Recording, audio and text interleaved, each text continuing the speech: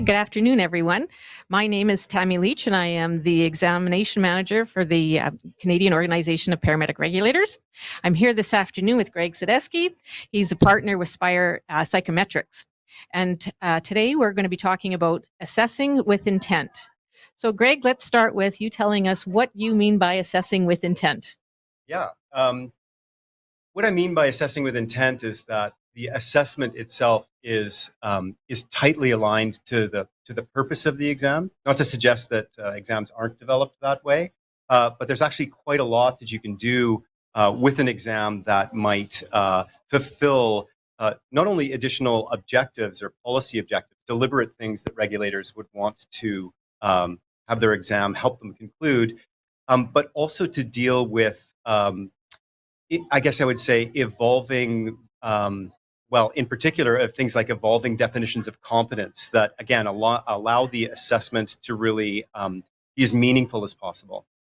So then with your experience as a psychometrician, do you see where there are some, maybe regulators are not assessing to intent? Yeah, I mean, I think that, I guess I would say that I think not in the sense that they're not doing all the things that assessors always do, basically, in terms of, creating high quality exams.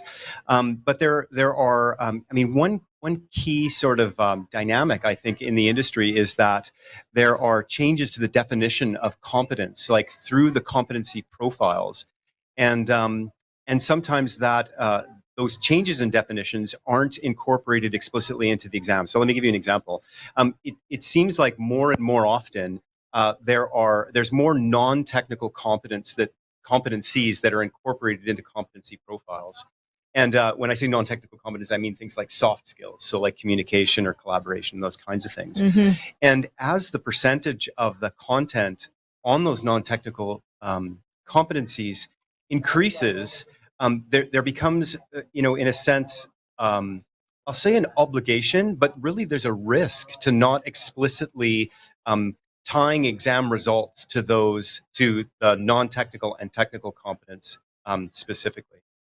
So are you suggesting like splitting that then, the actual scores between the technical and the non-technical? Right.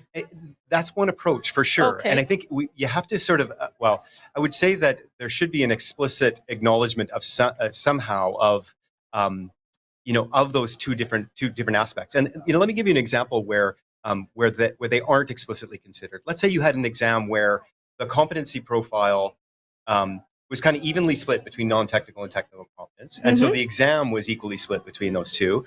And the passing score was 70% on that exam. Okay. If someone achieved a score of 70%, you wouldn't really know what their skill set was. You wouldn't know you wouldn't have confidence as a regulator that they have either the minimum standard available on the non-technical side or the technical side, without explicitly breaking those scores out. So you said, do we split the exam into two things? And well, you could say, well, they need to, we actually have two exams here and you have to get 70% on your non-technical and 70% on your technical. That's probably not the best solution. No. The best solution is probably to continue to use your entire exam as, with a 70% passing score, because the more data you collect, the more reliable it is. Right. But then set minimum standards on each of those non-technical and technical sets of competencies. And that gives the regulator reassurance that the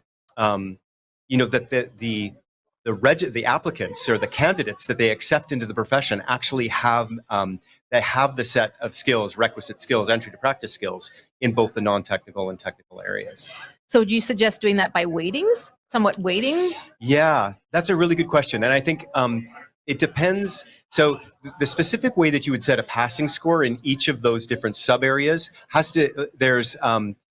you basically have to consider just to get a little bit technical, you'd have to consider the reliability of each of those different sub areas. Right. So, because what you don't want to do is just create more barriers to people passing, right? You don't want to say, you used to just have to achieve 70% on the exam, and now you got to achieve 70% on each, which just probabilistically is harder. Even if, so you don't want to do that.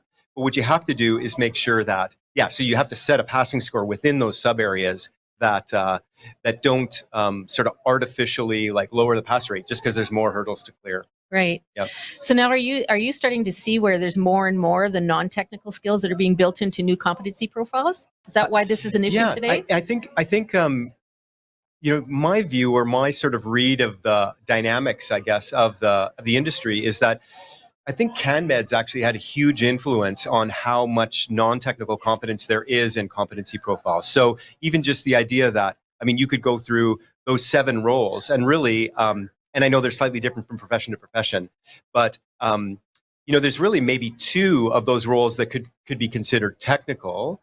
And collaboration, management, scholarship, those kinds of things are all what I might consider non-technical. Mm-hmm. And I think, like I said earlier, I think if those things are included in a competency profile, it's like there's an obligation to assess them, right? I mean, you wouldn't put it on a competency profile if you didn't think it was important enough for it to be assessed, right? For that profession. Yeah, exactly. So what kind of advice would you give to your clients with respect to assessing with intent then?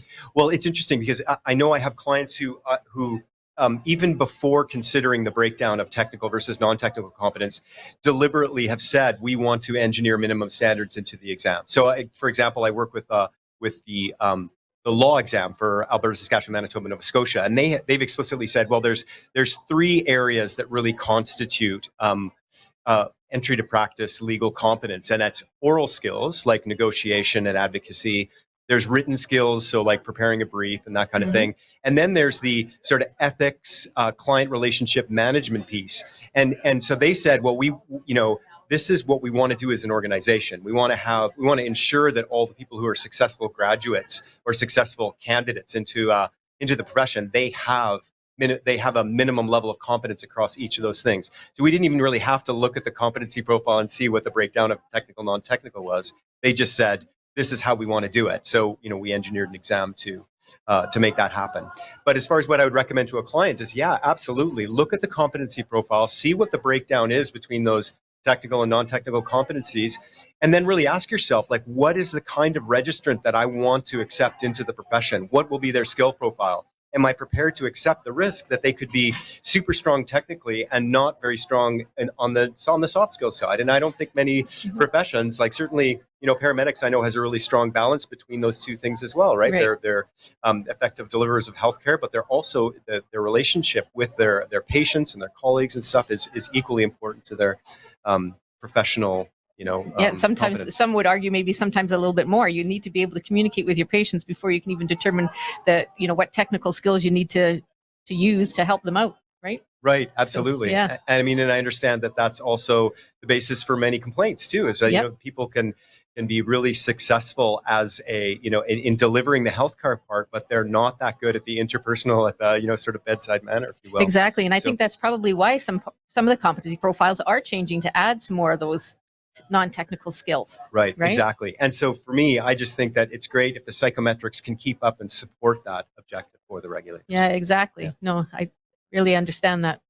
Anything else you'd like to add? No, I think that's it. Yeah. Okay, well, thanks, Greg, for the chat today. And thank you to everyone online that's spending the time today to listen to our little talk on assessments with intent. Thank you.